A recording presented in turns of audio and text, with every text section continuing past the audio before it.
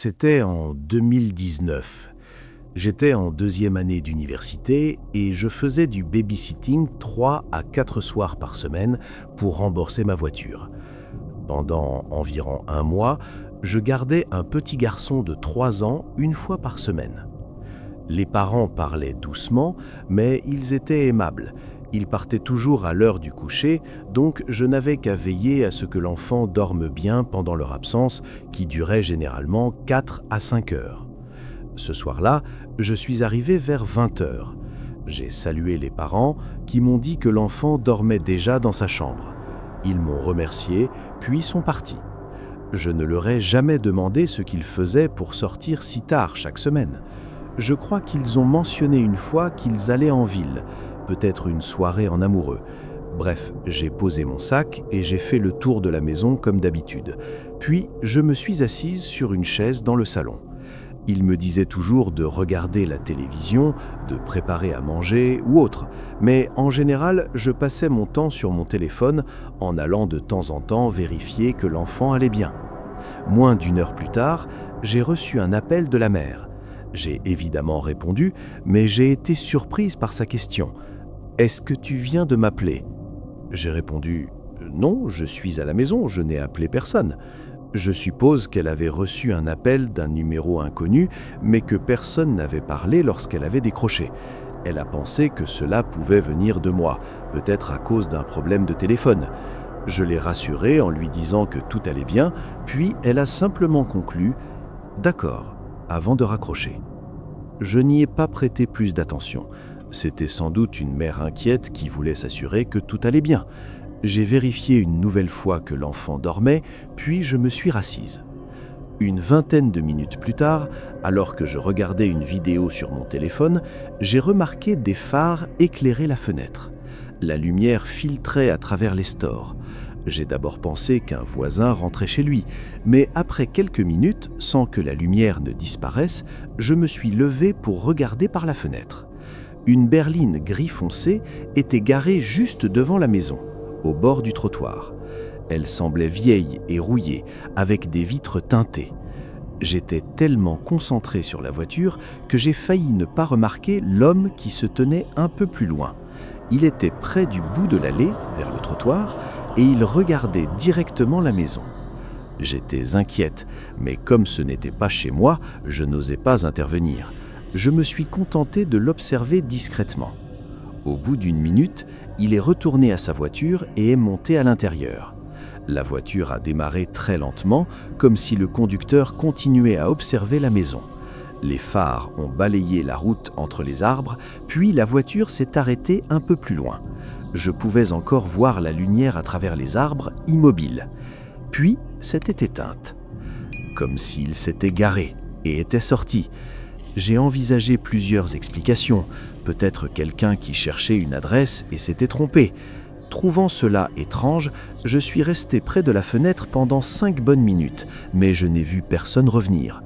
J'ai fini par penser que ce n'était qu'une coïncidence et je suis retourné m'asseoir dans le salon. J'ai hésité à prévenir les parents, mais je ne voulais pas les inquiéter pour rien. J'ai donc allumé la télévision à bas volume pour ne pas réveiller l'enfant. Quelques minutes plus tard, j'ai même ouvert les stores, incapable de m'empêcher d'y penser. 1h30, peut-être 2, se sont écoulées. Rien ne s'est passé. Je suis resté assise dans le salon, essayant de rester éveillée. Mes paupières devenaient lourdes. J'étais à moitié endormi, dans cet état où l'on flotte entre veille et sommeil. C'est là que j'ai entendu un léger bruit sourd. Il ne m'a pas totalement réveillé, jusqu'à ce que je l'entende à nouveau. J'ai ouvert les yeux et je me suis levé. Je ne savais pas ce que c'était, mais j'ai d'abord voulu vérifier que l'enfant allait bien. Je me suis dirigé vers l'escalier. Mais en traversant le couloir, j'ai de nouveau entendu le bruit et j'ai aperçu quelque chose du coin de l'œil. J'ai tourné la tête. Quelqu'un se tenait devant la porte arrière. Il tirait sur la poignée et me regardait droit dans les yeux. Dès qu'il a vu que je l'avais remarqué, il a tiré encore plus fort, essayant de forcer la porte. L'adrénaline m'a envahi. J'ai couru à l'étage, je suis entré dans la chambre et j'ai pris l'enfant dans mes bras, en essayant de ne pas le paniquer. Pendant ce temps, les coups se faisaient de plus en plus violents. On aurait dit qu'il utilisait quelque chose pour enfoncer la porte. Avec l'enfant dans les bras, je me suis dirigé vers la porte d'entrée. Mais en me retournant, j'ai vu que la porte arrière venait de céder. L'homme s'est précipité à l'intérieur. Il portait des vêtements décontractés et avait les cheveux courts. C'est tout ce que j'ai eu le temps de distinguer avant de voir le couteau dans sa main. Il s'est immédiatement mis à courir vers moi. Je me suis précipité dehors, j'ai installé l'enfant dans la voiture et j'ai démarré en marche arrière au moment où il atteignait la portière. J'ai roulé jusqu'à un endroit sûr, puis j'ai appelé le 911 ainsi que les parents. Bien sûr, il avait disparu avant que qui que ce soit n'arrive. À mon avis, il comptait me menacer avec le couteau, voire me faire du mal pour enlever l'enfant. C'est en tout cas ce que j'ai ressenti. Mais une question demeure. Comment savait-il que les parents seraient absents? Et pourquoi cet enfant en particulier? Le plus étrange, c'est qu'après cet incident, les parents ont cessé de me parler. Ils m'ont remercié le soir même, puis plus rien. Ils ne m'ont jamais recontacté. C'était comme s'ils ne voulaient pas que je découvre quelque chose. J'ai fait quelques recherches de mon côté, mais je n'ai rien trouvé de concluant. Seulement que la mère avait été mariée auparavant à un homme qui ressemblait vaguement à celui que j'ai vu. Impossible d'en être certaine. Aujourd'hui encore, ce ne sont que des suppositions. Et après toutes ces années, je doute que j'obtienne jamais des réponses.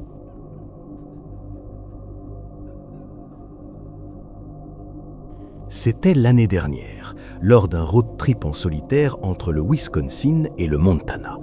La plupart des routes étaient désertes, sauf pendant la première et la dernière heure de trajet.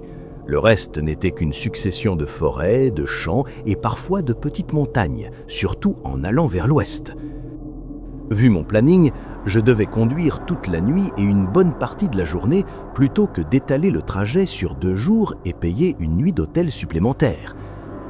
Je savais que ce serait difficile, mais je pensais que ça en valait la peine. J'ai pris la route à 19h. J'ai vérifié une dernière fois que tout était en ordre dans la voiture, mes encas, mes affaires sur le siège passager, tout était prêt. Puis, je suis parti. La première heure s'est déroulée en ville et dans de petits villages. Ensuite, la route s'est dégagée, très peu de voitures et presque aucun endroit où s'arrêter, à part une station-service tous les 25 km environ. Au bout de 2 heures, je n'avais consommé qu'un tiers de mon réservoir. Mais comme les stations semblaient de plus en plus espacées, j'ai préféré faire le plein avant d'entrer dans une zone encore plus isolée. Il m'a fallu environ 20 minutes pour trouver une station-service.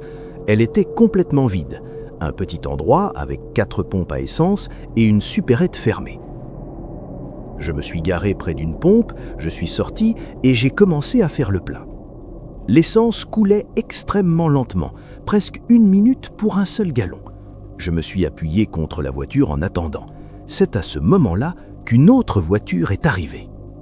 La limitation de vitesse était de 55 km/h, mais elle roulait à peine à 20 ou 30. Elle a d'abord dépassé la station, puis a ralenti avant de faire marche arrière. C'était étrange et franchement dangereux sur une route aussi étroite, surtout en pleine nuit. Elle a finalement reculé jusqu'à l'entrée et s'est garée à la pompe juste derrière moi. J'ai supposé qu'ils avaient simplement raté l'entrée. Je suis resté concentré sur ma pompe, jusqu'à entendre quelqu'un sortir de la voiture. Mais au bout d'1 minute, je n'entendais toujours rien, ni pompe, ni mouvement. J'ai jeté un coup d'œil. L'homme portait une chemise à carreaux grise et un jean noir. Il était plutôt grand et il me fixait déjà comme s'il m'observait depuis le début. J'ai esquissé un sourire gêné et hoché la tête avant de détourner le regard. Pourtant, j'avais la nette impression qu'il continuait à me fixer. Au bout de plusieurs longues secondes, je l'ai enfin entendu manipuler la pompe. J'ai ressenti un certain relâchement. Peut-être que je me faisais des idées. 1 minute plus tard, j'ai décidé que c'était suffisant. J'ai retiré la pompe et refermé le bouchon du réservoir. C'est là que je l'ai revu. Il me regardait encore. Ses yeux étaient étranges, lourds, ternes, comme s'il était épuisé, mais maintenu éveillé artificiellement. Je suis monté dans la voiture et j'ai repris la route. Bizarre, oui, mais je n'y ai pas prêté plus d'attention. Pendant les 3 heures suivantes, la pluie s'est mise à tomber. Cela faisait maintenant 5 heures que je conduisais et il était un peu plus de minuit. La pluie rendait la conduite plus exigeante et la fatigue commençait à s'installer. J'ai essayé une boisson énergisante, grignoté un peu, sans réel effet. Vers 1 heure du matin, j'avais besoin d'une pause et mon réservoir approchait à nouveau du vide. Après plusieurs kilomètres sur cette route déserte, j'ai fini par trouver une autre station-service. Elle avait l'air délabrée, mais au moins les lumières étaient allumées. Je me suis garé, j'ai fait le plein, puis je me suis installé sur le côté du bâtiment. J'ai consulté la météo, cherché les villes alentours, rien. J'avais l'impression d'être au milieu de nulle part. J'ai décidé de faire une sieste de 30 minutes. Je me suis adossé et je me suis endormi. Quand je me suis réveillé, la pluie tambourinait sur le toit. Mon réveil n'avait encore pas sonné. À peine 20 minutes s'étaient écoulées. Je me suis redressé et j'ai regardé par le pare-brise. Une voiture était garée à une pompe. Je me suis penché pour mieux voir. C'était la même. J'en étais presque certain. Soit c'était une coïncidence improbable, soit il y avait un problème. Plus inquiétant encore, je ne voyais pas l'homme, ni dans la voiture, ni à l'extérieur. Mon sang ne fit qu'un tour. Où pouvait-il être? Il n'y avait nulle part à se cacher dans cette station-service vide. Je n'ai pas cherché à comprendre. J'ai démarré immédiatement et enclenché la marche arrière. Puis, en regardant dans le rétroviseur, je l'ai vu. Il n'était pas dehors. Il était assis sur la banquette arrière. Ses yeux me fixaient dans l'obscurité. J'ai sursauté, ouvert la portière d'un coup et sauté hors de la voiture. Le véhicule reculait encore lentement. Je me suis mis à courir. Je n'ai pas entendu l'homme sortir. Je me suis enfoncé dans les bois sous la pluie, puis je me suis retourné pour voir ma voiture continuer à reculer avant de s'arrêter brusquement. 1 seconde plus tard, elle est partie. Il m'avait laissé là, seul, en pleine nuit, au milieu de nulle part. C'est là que j'ai réalisé que mon téléphone était resté dans la voiture. Je suis resté figé sous la pluie pendant une bonne minute à mesurer la gravité de la situation. Puis, J'ai aperçu sa voiture. L'homme a laissé sa propre voiture. je me suis approché prudemment. La portière était déverrouillée, les clés étaient sur le contact et des affaires étaient éparpillées sur la banquette arrière. Par chance, j'ai retrouvé mon téléphone au sol près du siège passager. Il était verrouillé, mais je pouvais encore appeler le 911 depuis l'écran. Je ne m'en étais même pas rendu compte sur le moment. Au début, j'ai pensé que l'homme avait simplement abandonné sa voiture. Mais non, elle aussi avait été volée. Tout ce qui s'y trouvait appartenait à quelqu'un d'autre, à quelqu'un à qui il avait probablement fait la même chose. Sauf que, d'après ce que j'ai appris plus tard, cette personne n'a pas eu la même chance que moi. Lors de mon interrogatoire, les enquêteurs étaient convaincus d'une chose, cet homme ne s'était pas caché à l'arrière de ma voiture sans raison. Il attendait le bon moment, sans doute une fois sur la route, et personne ne sait ce qu'il avait prévu. On ne l'a jamais retrouvé, ni lui, ni ma voiture. C'était l'année dernière, à la mi-janvier. J'habite une maison relativement petite dans un petit village boisé à environ 45 minutes de la ville. Je n'avais travaillé qu'une demi-journée, alors ce soir-là, j'étais libre de me détendre à la maison. Vers 19h, j'ai reçu un appel inattendu d'un ami. Il m'a dit qu'il avait des problèmes de voiture et m'a demandé si je pouvais lui rendre service en le ramenant chez lui. Il a ajouté « On pourrait peut-être prendre à manger aussi ». Ça ne me dérangeait pas du tout, alors j'ai répondu que j'arrivais tout de suite. Ce n'était pas la première fois que ça arrivait, on avait déjà connu ce genre de situation. J'ai pris ma veste dans le placard de l'entrée et mes clés, puis j'ai ouvert la porte d'entrée pour sortir. À peine avais-je franchi le seuil que j'ai sursauté. Un homme se tenait juste devant moi sur le perron, à 30 cm à peine de la porte. L'homme portait un épais manteau et une écharpe noire qui lui couvrait le bas du visage. L'homme ne bougea pas d'un pouce, comme s'il n'était pas aussi surpris que moi. Un instant, j'ai eu honte d'avoir eu si peur, mais aussitôt, la curiosité a pris le dessus. Qu'est-ce qu'il faisait là? Avant même que je puisse poser la question, il s'est excusé et a dit qu'il allait frapper. J'ai répondu que ce n'était rien, puis je lui ai demandé ce qu'il voulait. L'homme a réfléchi un instant, puis m'a demandé « Vous êtes David ou Daryl ?» Je ne sais plus exactement un prénom dans ce genre. Qui que ce soit, ce n'était pas moi. J'ai répondu non, et l'homme a simplement acquiescé d'un « d'accord ». Puis il s'est éloigné du perron.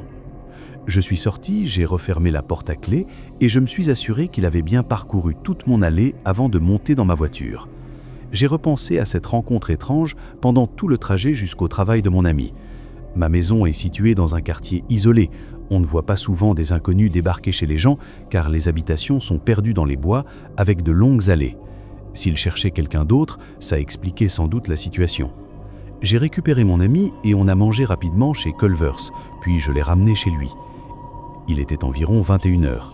Il neigeait légèrement, mais sinon le temps était calme. En rentrant, je me suis garé dans l'allée, j'ai ouvert la porte d'entrée et je suis entré. J'ai pris un moment pour me réchauffer, puis je me suis installé sur le canapé et j'ai allumé la télévision. Je n'ai pas fait attention au temps qui passait car je ne travaillais pas le lendemain. À vue de nez, je suis resté environ 2 heures sur le canapé avant de me sentir fatigué. Je me suis levé, j'ai fait quelques étirements, j'ai éteint la télévision et j'ai commencé à me diriger vers l'escalier. Mais en passant devant la porte d'entrée, je me suis soudain souvenu de cet homme. J'avais complètement oublié cette histoire jusque-là. Je me suis approché de la porte et j'ai regardé par le Judas pour me rassurer. Personne n'était sur le perron. La nuit était calme, il neigeait encore et il n'y avait pas beaucoup de vent. Cependant, au bout d'une seconde, j'ai aperçu quelque chose traverser l'allée. La visibilité était mauvaise, alors j'ai ouvert la porte pour mieux voir. Il y avait des empreintes de pas dans la fine couche de neige. Elles semblaient venir de la route, remonter l'allée jusqu'à ma voiture, puis bifurquer vers le jardin, là où les arbres bloquaient la vue. Immédiatement, j'ai eu un mauvais pressentiment. J'ai refermé la porte à clé. Si c'était le même homme qui revenait, alors il y avait un sérieux problème. Je n'arrêtais pas de regarder par la fenêtre en essayant de réfléchir à ce que je devais faire. Repenser à cette rencontre étrange ne faisait qu'aggraver mon inquiétude. Finalement, j'étais suffisamment alarmé pour appeler la police. J'ai composé 1011 et je suis resté près de la fenêtre pour expliquer la situation. Pendant que je parlais, j'entendais un bruit ténu. Chaque fois que je faisais une pause pour écouter, il disparaissait. L'opératrice a dû me prendre pour un fou. Puis, environ 1 minute après le début de l'appel, un bruit sourd et violent retentit contre l'arrière de la maison. J'ai failli laisser tomber mon téléphone tellement j'ai sursauté. Je me suis précipité dans le couloir lorsqu'un autre bruit sourd s'est fait qu'entendre. En baissant les yeux, j'ai aperçu quelqu'un derrière la porte. Avec les reflets de la lumière intérieure contrastant avec l'obscurité extérieure, je ne distinguais qu'un léger mouvement derrière la porte. Un nouveau coup retentit. C'était lourd. Ils avaient sans doute une arme ou un objet pour défoncer la porte. L'opérateur m'a dit « Trouvez un endroit où vous cachez et enfermez-vous, ou cherchez une issue ». J'ai décidé de prendre mes clés et de courir jusqu'à ma voiture. Même si je savais que l'homme était derrière la maison, courir à découvert restait terrifiant. Il pouvait y avoir plusieurs personnes, voire quelqu'un qui attendait près de ma voiture. Heureusement, il n'y avait personne. J'ai pu m'enfuir. J'ai bien fait de me cacher, car lorsque la police est arrivée, la porte arrière était forcée et des traces de pas humides jonchaient le sol de la maison. Mais il n'y avait personne à l'intérieur. Je n'ai pu donner aux policiers qu'une description approximative de l'homme qui se trouvait à ma porte, sans preuve concrète qu'il s'agissait du même homme. Alors même s'ils l'avaient retrouvé, cela n'aurait probablement rien donné.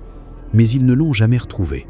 Quoi qu'il en soit, que ce soit lui ou non, je pense avoir eu de la chance de tomber sur lui en sortant de chez moi. Sinon, je n'aurais pas vérifié la porte avant d'aller me coucher. Si j'avais déjà dormi, il aurait peut-être été plus discret pour s'introduire chez moi. Je ne sais pas. Mais ce qui est vraiment troublant, c'est que tout cela s'est produit un jour comme les autres. Il n'y avait aucun signe avant-coureur. Ça pourrait arriver n'importe quand, et tant qu'il est en liberté, j'ai parfois l'impression d'attendre que ça recommence.